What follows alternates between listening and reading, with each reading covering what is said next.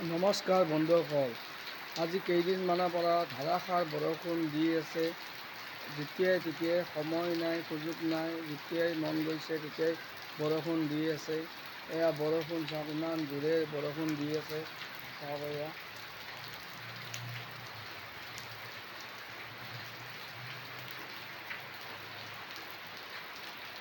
বতৰৰ কোনো ভৰসাই নোহোৱা হৈছে। আপোনালোকে চাওক, মই আজি শুকুৱাৰ কাৰণে কৰ্দৈ পাৰিম বুলি ভাবিছিলোঁ।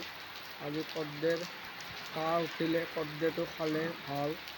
কৰ্দৈটো যদি টপখিনি কাটি পেলাই, সেয়া কাৰণে মই আজি কৰ্দৈ পাৰিম বুলি ভাবিলোঁ, কিন্তু এতিয়া যথেষ্ট বৰষুণ দি আছে। এতিয়া গছত উঠাটো অসুবিধাই হ'ব। সেইটো কাৰণে আজি কৰ্দৈ পাৰা নহ'ব, বোধ কৰোঁ কাইলৈহে কৰ্দৈ পাৰিম। এতিয়া ধাৰাসাৰ বৰষুণ, এয়া চাওক আপোনালোকে।